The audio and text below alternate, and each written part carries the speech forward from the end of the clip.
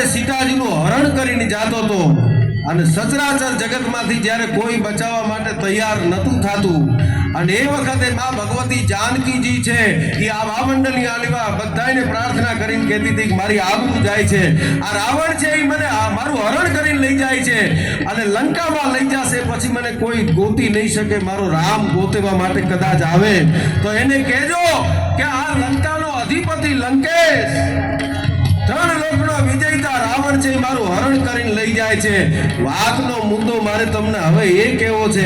હું ને તમે એક પક્ષીને ઓળખીએ છીએ, રામાયણની અંદર એક પક્ષી આવે છે સફેદ કલરનું પક્ષી, એનું નામ હતું જટાયુ। એ જટાયુને જ્યારે ખબર પડી કે રાવણ છે એ જાનકીજીનું હરણ કરીને લઈ જાય છે અને પોતાની બંને પાંખો પછાડીને ઉડતા ઉડતા રાવણની સામે જઈ અને ઉભો રહી અને જટાયુ એમ કે છે કે જ્યાં સુધી જટાયુ જીવતો છે ને ત્યાં સુધી મારા દેશની બાઈને મારા દેશની સ્ત્રીનું હરણ કરવા નહીં દઉં, એની આબરૂ જવા માટે નહીં દઉં, તારે મારી સાથે પહેલા યુદ્ધ કરવું પડશે। અને જટાયુ છે એ રાવણની સાથે યુદ્ધ કરે છે પણ યુદ્ધ કરવામાં વધારે સમય ન થયો, કારણ કે આ તો રાવણ હતો, લંકા કોટ બંકા ગટંકા અને શંકા કો દામકા દમંકા જૈસે दुर्ग का चमंका है, लगत सूत्र वासन का वासा जहां बनी रंभन भमंका है। રાવણના હાથમાં ચંદ્રહાસ નામનું ખડગ હતું, એને આમ કે આમ તલવાર ખેંચી અને એક ઝાટકો મારી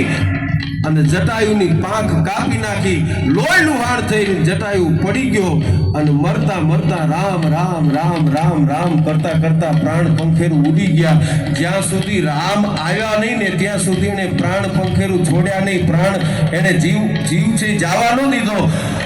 રાવણ છે સીતાજીનું હરણ કરીને જતો રહ્યો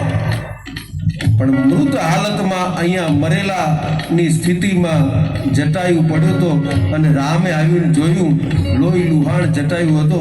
અને જટાયુને ખોળામાં રાખીને ભગવાન રામે પૂછ્યું કે હે જટાયુ, તને ખબર નથી કે તું પક્ષી છે,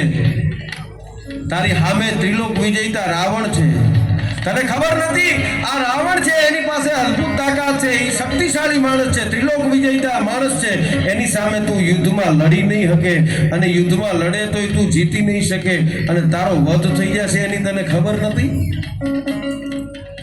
જટાયુ ખોળામાં છે, ભગવાન રામની સામે આંખમાં આંખ મિલાઈને એટલું કે છે, પ્રભુ મને ખબર હતી હું પક્ષી છું, મને એટલી ખબર હતી કે મારી સામે રાવણ છે, મને એટલી ખબર હતી કે ત્રિલોક વિજેતા રાવણ છે, એના હાથમાં હથિયાર છે, ચંદ્રહાસ નામનું ખડગ છે, ઝાટકો મારશે તરત જ મારી પાંખું કાપી નાખશે એની મને ખબર હતી, પણ પ્રભુ હું બેહી રહું અને યુદ્ધ ના કરું, આની અંદર મારો કોઈ ભાગ ના ભજવું। તો રાવણ તો સીતાજીનું હરણ કરી જાય પણ ભવિષ્યમાં જ્યારે રામાયણ લખાય ને ત્યારે રામાયણનો રચનાકાર એમ લખે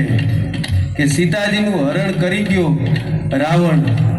ત્યારે આ દેશનો જટાયુ બેઠો બેઠો જોતો તો આવું લખાય, એના કરતા એમ લખાય કે સીતાજીનું હરણ કરીને રાવણ જાતો હતો ત્યારે જટાયુ શક્તિ નહોતી તોય સામે લડ્યો, ચંદ્રહાસ નામનું ખડગ વાગ્યું, પાંખો કપાઈ ગઈ, તેમ છતાંય આબરૂ બચાવવા માટે એને પ્રયત્ન કર્યો એવું લખાય ને એટલા માટે થઈ હું યુદ્ધમાં લડ્યો છું। બાપ, મારે તમને એ કહેવું છે કે આ મંદિર બને છે તો એનો ઇતિહાસ તો લખાવાનો છે, પણ એ મંદિર બને એના ઇતિહાસની અંદર આપણે બેઠા બેઠા જોતા હતા એવું લખાય, એના કરતા આપણે કંઈ કર્યું તો એવું લખાય, એટલા માટે